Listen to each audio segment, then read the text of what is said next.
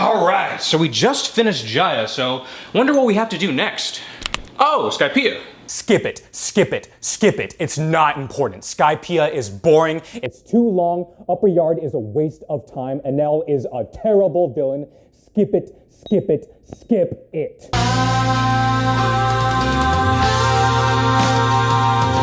Hello everyone, and welcome to my review for every arc in One Piece. We finally reached the end of the Sky Island saga. It's literally only 2 arcs. A lot of people say that they don't like Skypiea. It's been a very long time since I've seen it though, so let's finally put this debate to rest. So grab some seashells by the seashore, blast your favorite Eminem album, and dust off that Bible as we ascend to Skypiea, God's playground. Skypiea is 43 episodes and 66 chapters. 43 episodes? Jaya was only 9! This is literally 5 times as long! Speaking of Jaya, this arc starts right where we left off. The Straw Hats ride the knockup stream and basically confirm that heaven is real. This is the White Sea, an ocean of clouds filled with many dangerous balloon animals.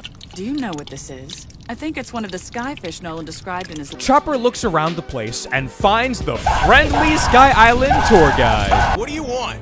To destroy you! Look, I don't mean to be disrespectful to the Sky Island customs or anything, but I personally would like to not be destroyed. Before our tourists receive their welcoming gifts, a knight swoops in on his noble steed to save the Straw Hats. This is Gonfall, the Sky Knight, and his bird Pierre. Pierre ate the horse fruit, turning him into a majestic derpy Pegasus. Gonfall gives them an item called the One Whistle. If trouble ever arrives, all they have to do is blow on it, and he will come to the rescue. Once Gonfall leaves, the Straw Hats arrive at Heaven's Gate, the entrance into Skypiea in the White Sea.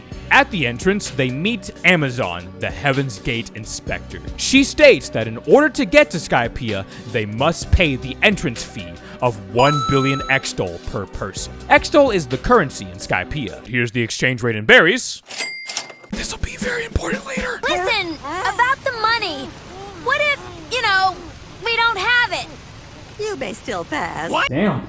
I wish places would just let us go like that without having to pay sometimes. Hey there, tickets for Minions: The Rise of Gru, please? I can't afford it though. Oh, yeah, sure. No problem. Go right ahead. The Straw Hats reach Skypiea, known as God's Land. They all enjoy the island's soft clouds and mysterious plant life. Speaking of mysterious, they hear the angelic sounds of a harp being played by one of the citizens from Skypiea. This is Conus and her cloud fox Sue. This is the most beautiful creature I have ever laid my eyes on. I will protect you at all times. Under no circumstances will I ever let anyone harm this delicate being. I would go full John Wick 1, 2, 3, and coming soon 4 if they ever harmed you. Mark my words. Anyways, Conus's dad Pagaya comes along riding a waver, a small boat powered by Skypiea's greatest invention, dials. Dials are seashells that can store and release energy. The Sky People use these dials for everyday activities. Breath dials release air, which is how the waver runs. Flame dials for heat, tone dials to record voices. We've been trying to reach you concerning your car's extended warranty. And much more. Wait, so you're saying all our technology is powered by seashells? Well, shit. Time to get rich. While the gang chill at Conus's house, Nami is riding the waver and finds an entire island in the middle of nowhere. This is known as Upperyard, the place where God and his priests reside. Conus tells them not to explore Upperyard or face God's wrath. Conus says that God can hear everything that goes on in the island. If someone steps out of line, then God will strike them with his holy judgment. There's actually a god? And so begins the story of how the Straw Hats become devoted Christian followers. Amen. God, huh? Wait, you mean you don't believe in God? Fear not, my child. That man shall soon know my wrath.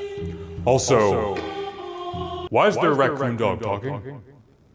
I don't I don't remember doing that. The Straw Hats realize that Nami has been gone for a while, and so they go out to look for her. Before they do, soldiers known as the White Berets come to arrest the Straw Hats for entering Skypiea illegally without paying the ridiculous entrance fee. Hey, why are they crawling? All right, honey, I'm heading off to work. I'll see you later. Let the kids know that I'll pick them up at 8, all right? Okay, love you, bye.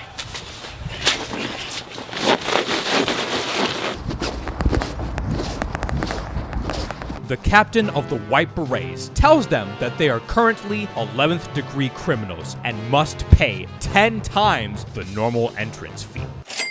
Nami finally arrives and Usopp explains the situation, but our reincarnated Mr. Krabs would rather die than spend money. So she commits attempted murder by attacking the captain. The soldiers attack the Straw Hats, but they easily take them down. The captain of the White Berets informs them that they have now become 2nd degree criminals and will face the wrath of God's holy priests in Upper Yard. Nami wants to leave the island before anything bad happens, but we still got like 41 episodes, so that's obviously not gonna happen. While the Straw Hats prepare to leave, Luffy, Sanji, and Usopp get supplies back at Paggia's house. Meanwhile, Konis explains to Nami of a much faster way to escape Skypiea. Konis seems a bit suspicious. Once Konis gets off the ship, a giant sea creature known as the White Sea Super Express Lobster, wow, that is a mouthful, brings the Going Merry to Upper Yard as offerings to God. You bitch! Luffy and the gang watch the shenanigans unfold below. They decide to go rescue them, and Konis agrees to help them out. Oh, hell no! Konis takes the boys through Lovely Street over to the harbor to pick out a boat. They notice, though, that all the citizens are keeping their distance from them. Before they head out, Konis falls to tears and admits that she's trying to lead the Straw Hats to Upper Yard.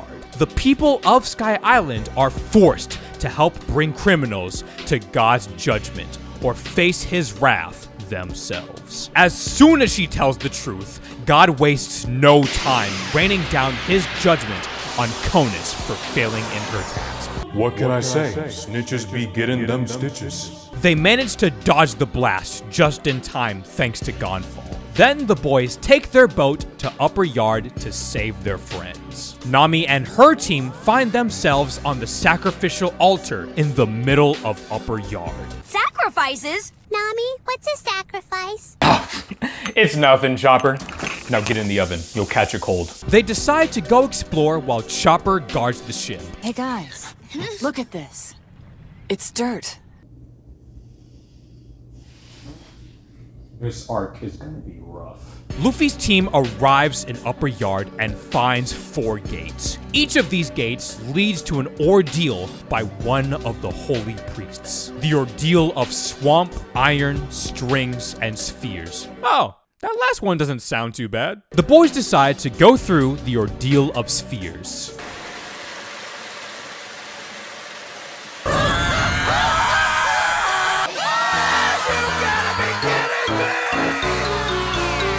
As the name suggests, they're greeted with flying orbs floating all over the island, each one with a random object in the orb, from dangerous animals to explosives. The host of the ordeal shows themselves. This is Satori, one of God's 4 holy priests. The boys begin to fight him, but through some unknown power called mantra, Satori is able to read their movements and dodge their attacks. Further into the fight, Satori unleashes his ultimate Dragon Sphere technique at the gang. Luffy manages to redirect the attack back at Satori. Once the smoke clears, Luffy uses the confusion to get behind and hold him down, while Sanji gives the priest severe brain damage.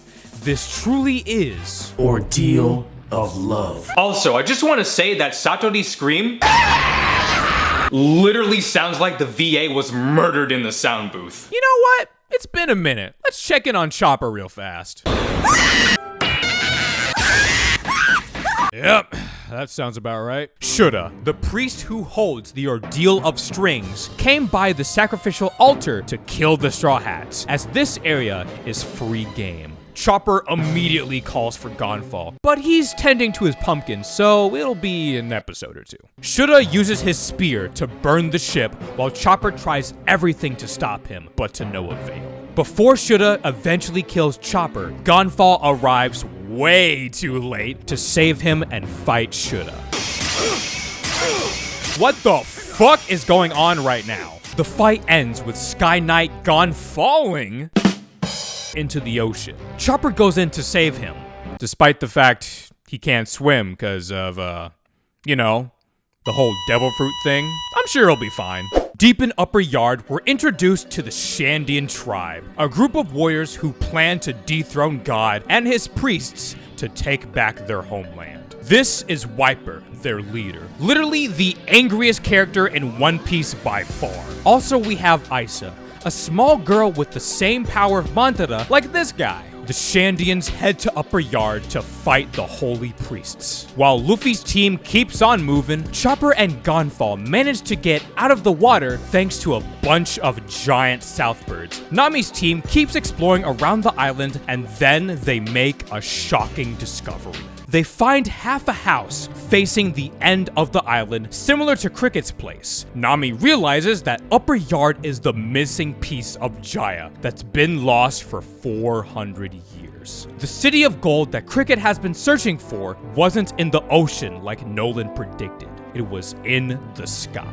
You'd think after so many attempts he would have tried something different though. The battle between the Shandorians and holy priests rage on, with the priests having the upper hand despite few numbers. The Straw Hats finally meet up with one another while Chopper is very traumatized. They gather up and explain what happened in their respective groups. The gang decide that they'll find the lost city of gold and take all its treasure. Before they call it a night, Nami befriends some local wolves and everyone starts party rockin' in the house tonight. Fun fact, this is one of Oda's favorite panels that he's drawn.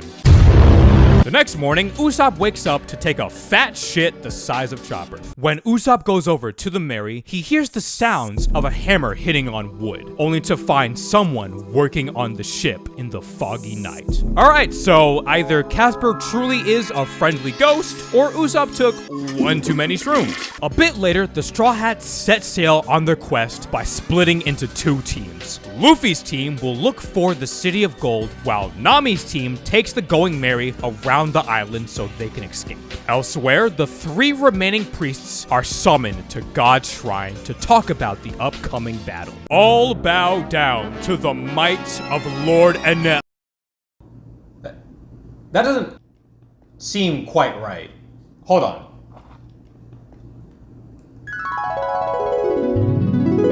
Oh, okay. That makes sense. Alright. This is Enel, the God of Skypiea. He's your stereotypical I'm evil cause fuck you kind of guy. Basically a less charismatic crocodile. He tells his priests about the completion of the Arc Maxim, his ultimate plan to rule over all. During this, Wiper prepares for the final battle against Enel. This time, he swears he'll take his head to reclaim their land. The Gold team are on the move, but like every turn-based JRPG, they get into a random encounter with a giant serpent that causes all of them to be separated. Back on the Mary, Gonfall eventually wakes up and explains a bit of the history between Upperyard and Skypiea. Until 6 years ago, I was God. Ah, so he's mentally insane.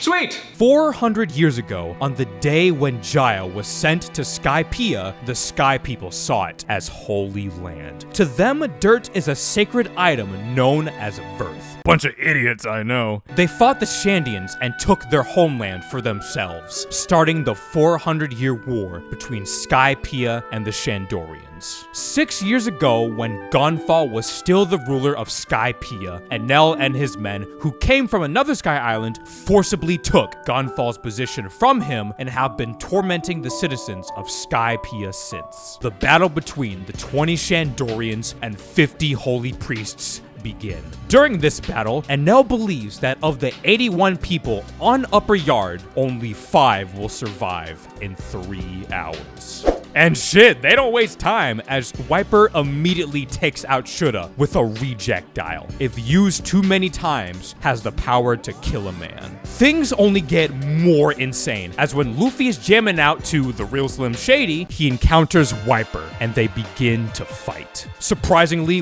Wiper has the upper hand, but the fight ends in a draw. Before the fight can continue, Luffy gets eaten by the serpent from earlier, so we won't be seeing him for like 8 or 9 episodes. Next up, Zoro is walking around and encounters Braum, a Shandorian soldier who uses pistols.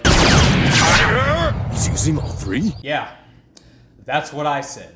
Zoro wins the fight, and over by some ruins, Chopper encounters one of the holy priests. This is Geratsu, who holds the Ordeal of Swamp. He's really fucking stupid. Despite his stupidity, Gedatsu is ridiculously strong and uses clouds to suffocate people. It's a hard fight, but Chopper manages to win. And we've still got a lot more as Robin prepares to fight Yama, the commander of the Divine Soldiers, a raging bull with zero regard for what he does. Robin takes him down for carelessly destroying ancient history. Robin. In all honesty, this was such a cool fight and really just shows Robin's versatility as a character. Like, I'm really looking forward to seeing her in more action. Enel appears on the Going Merry, taking down Sanji and Usopp with a single bolt of lightning. That's right, Enel ate the Rumble fruit, which gives him the power of lightning. Literally one of like the strongest devil fruits in this show. And he has immunity to physical attacks like all Logia fruit users. Enel simply tells Gonfall that he's done with Skypiea and is in search of a bigger world to rule. He then summons his 2 lackeys to take care of them. Time to avenge our brother! Oh god, they're multiplying. Nami and Gonfall take them out. Konus and her dad arrive on the island along with Isa, who is looking for Wiper. After 2 hours, 24 people remain in Upperyard. Robin finds some ruins, only to discover that it's the lost city of gold from 400 years ago. I'm seeing a lot more rock than gold, though. Chopper also ends up in the Lost Ruins, only to meet up with Clifford's cousin, Holy the Large White Dog, who's also a boxing champion. Coming soon to PBS Kids. His owner is Ohm, the final priest who holds the Ordeal of Iron. Chopper tries to run away, but Ohm manages to catch up and makes a new fur coat. Not long after, Wiper, Gonfall, and even Zoro surround Ohm. The end is drawing near. But not near enough. And so begins the Battle Royale One Piece Smash Bros. Ripoff between Wiper, Gonfall, Zoro, Ohm, and even the giant snake. Nami and Isa arrive on the battlefield, but they, along with Gonfall and Pierre, are swallowed by the serpent. Zoro finds Chopper lying unconscious on the ground and locks his sights on Ohm. Now it's Zoro versus Ohm. Ohm creates a steel cage to trap everyone inside. Hold up. This cage looks oddly familiar. Almost like some kind of bird kill. Oh my god. Ohm uses a cloud sword that he can freely manipulate, but it's as tough as steel, giving Zoro a hard time. And yet, the battle comes to a close as Zoro wins with an even stronger version of his energy blast. Cause swords can apparently do that now. Robin encounters Enel in the ruins and accidentally spills the beans about the golden bell. Oopsie whoopsie, you fucked up, Robin. Back near the Going Merry, one of Enel's prisoners confronts Konus and her dad. He tells them about Enel's true objective. Once Enel finds the Golden Belfry, he plans to destroy Skypiea by sending it down to the Blue Sea, while he gets away on the Maxim, a giant flying ship that his prisoners were forced to build. Enel plans to find a place known as the Endless Verth and rule over it like a true god. Enel, of course, is such a nosy Nancy with his mantra, so he aimbots the dude. Pagaya pushes Konus out of the way, but unfortunately, Pagaya gets caught in the blast and dies. Konus heads to Angel Island to warn everyone of Enel's plan. Holy shit. We really covered a lot, guys. Let's take like a 5-minute break or something. Enel brings down everyone above him, causing Nami and Gonfall to escape the snake. Could it be? Is this really our homeland? Cause wow, this place sucks.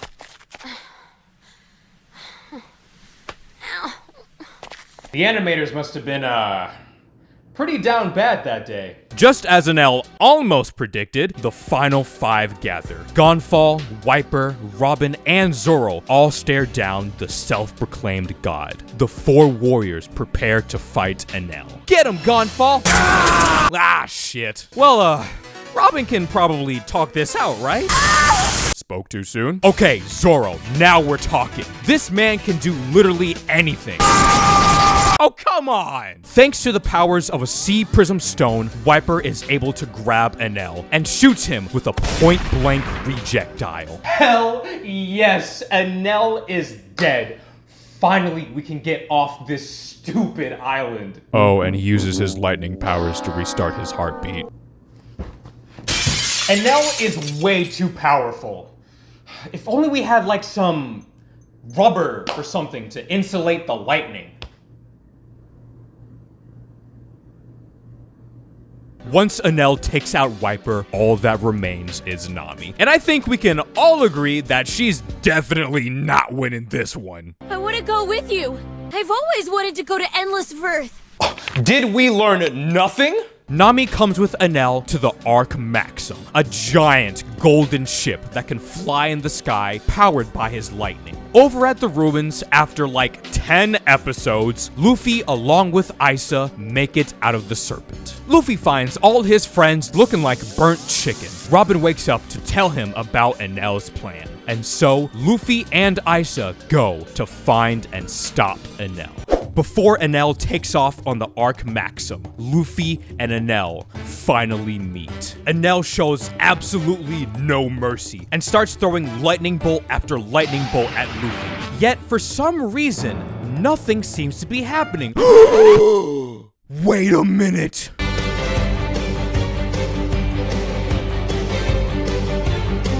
So once Luffy realizes he has the type advantage, the fight can basically be summed up as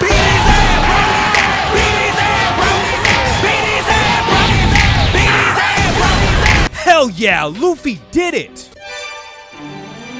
Luffy falls! Son of a bitch! Enel manages to trap Luffy's arm in a giant golden ball, and then throws Luffy off the ship like it's Smash Bros. Ultimate. But one thing's more precious than gold.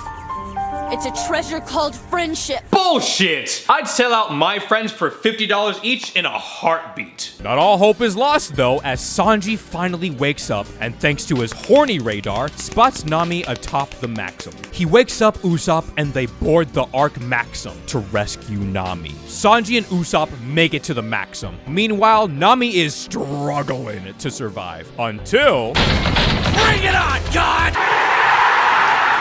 God Usopp comes around to help out. Not by a lot, but he gives his best. They try to escape before Enel can finish them off. Sanji gets between them and takes a Kamehameha to the face so they can escape. Right when Sanji collapses, Enel realizes that the Maxim has been damaged from the inside. All thanks to our crispy Mr. Prince.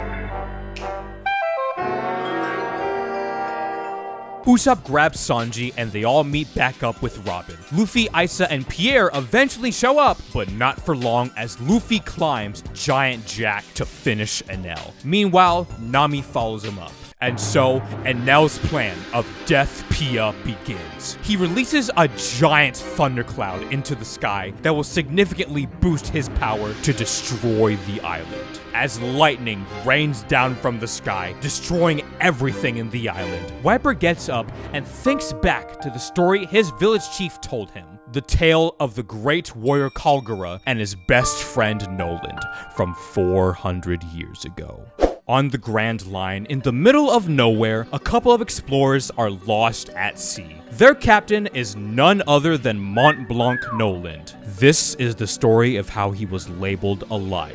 During their voyage, they are led by the angelic sounds of a bell and reach what we now know as Jaya, home of the Shandorians. Noland and his crew encounter a boy with a disease known as tree fever. The Shandians, however, have no clue about it and believe it to be some curse from God. The Shandians offer up a girl to their god in hopes of getting rid of the disease. Noland comes in to stop the ceremony, and like your mom whenever you don't clean your room, "Leave me alone, Mom, I'm depressed," Noland shares his disdain for unnecessary violence. He asks the Shandorians to give him some time to develop a cure. He has 24 hours or his crew dies. Kalgara, the Shandorian strongest warrior, watches over Noland and argues about their ideals and blind faith. You can send an innocent girl to her death. The innocent girl you speak of. She was my daughter! So you're telling me that you told your own daughter to kill herself? Oh, that daddy-daughter dance finna be awkward. Eventually, Noland makes the cure and befriends the Shandorians. They even find a baby viper they call Nola. This is the same giant snake we see in Skypiea. The next morning, Kalgara shows the explorers the pride of Shandora. This is the City of Gold, and at the heart of it is the Golden Belfry. The sound of this bell is to tell the world that we are here, to show the ancestors back to their homeland. Weirdly enough, the bell isn't what they protect. What truly matters is the poneglyph inside the bell. The Shandians have been protecting it for many generations. The fun doesn't last long as these bipolar-ass people immediately hate Noland again and demand they leave the village or die. Moose, the daughter of Kalgara, explains that the trees they cut down are sacred. They're said to hold the souls of the dead as tombs. So their ancestors' spirits are in those trees. I can't believe I didn't know. How would you know? The doctor informs her that the trees had a virus in them and were the source of the tree fever. Moose runs to explain the tribe of their mistake. Literally all of this could have been avoided if they just talked it out.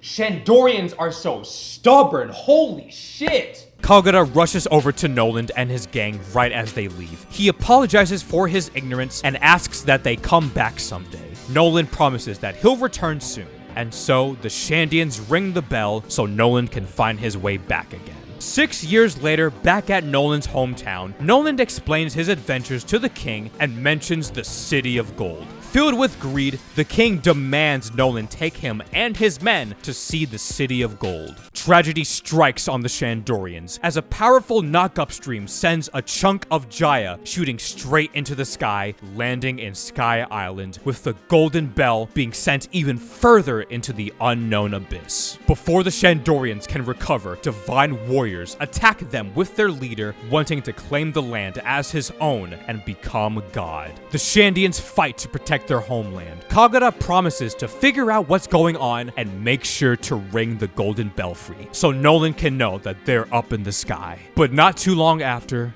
Kalgara dies in battle. Back on the Blue Sea, the king sentences Noland to death for lying about the Golden City. Noland continues to plead that the island is real and maybe was sunk to the bottom of the ocean, but nobody believes him and dies forever labeled a liar. Noland and Kalgara never got to see one another ever again. I absolutely love this flashback. Sure, it has nothing to do with what's currently going on with Enel and such, but it's just such a great standalone story to me. Plus, it really adds to the emotional weight and lore with all the Shandorians and Cricket wanting to find the Golden City. Alright, back to the present. Enel finds the Golden Belfry. Now that he has all that he needs, the Lightning God will destroy Skypiea and ascend to the Endless Verth. Luffy continues riding up Giant Jack with one goal in mind: to ring the golden bell so Old Man Cricket can hear it and know the island is in the sky. Nami eventually reaches Luffy and they ride the waver together to catch up and stop Enel once and for all. With Giant Jack falling, Luffy and Nami make it close to the Maxim. Luffy shoots himself into the giant ball of lightning and destroys it, causing the island to once again be surrounded by warm white light. Enel prepares for a final assault. Luffy uses probably the coolest move we've seen so far by launching the golden bell at Enel. And just like the phrase, kill two birds with one stone, Luffy uses the golden ball to slam Enel into the belfry and cause it to ring again. He yells as loud as he possibly can to Cricket that the city of gold that his ancestors have been searching for has been in the sky for the last 400 years. The ringing of the golden bell marks the end of the 4-century-long war between the Shandorians and Skypians. Hey, I wonder if Pop's heard it. Huh? Did you guys say something? Alright. The sound of the bell is so strong that even Old Man Cricket, back in Jaya, looks up into the sky and listens. He thanks the Straw Hats for everything they've done. Luffy and Nami reunites with everyone, and oh hey, Pagia's alive! Gotta love fake-out deaths. Then, the entire land of Sky Island party in the City of Gold for 3 nights in a row, celebrating the fire of Shandora. Of course, things aren't all sunshine and rainbows, as Enel is still alive and continues to head for the endless Verth known as the Moon.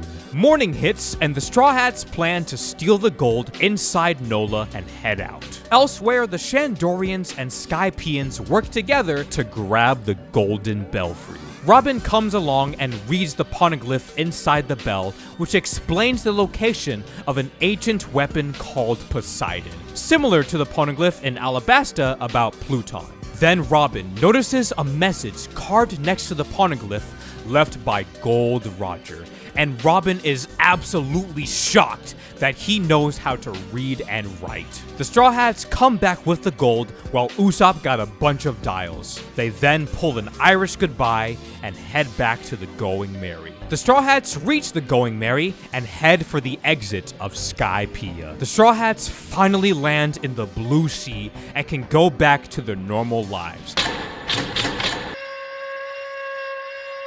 Ah shit, it's the Marines. And that's all for Skypiea and the Sky Island Saga. It's a lot shorter than I thought it was going to be. I can definitely understand people's criticisms for this arc. This is when the One Piece anime really starts to slow down a bit. Some episodes, nothing happens. Plus, a lot of this arc takes place in a jungle rather than in the clouds, which kinda makes it seem generic at first. Despite that, I love Skypiea, and to me, it's genuinely dumb that people skip it. Don't skip it. Thank you guys very much for watching. Like, comment, subscribe, the whole YouTube shebang, and I'll see you in the next video. Bye!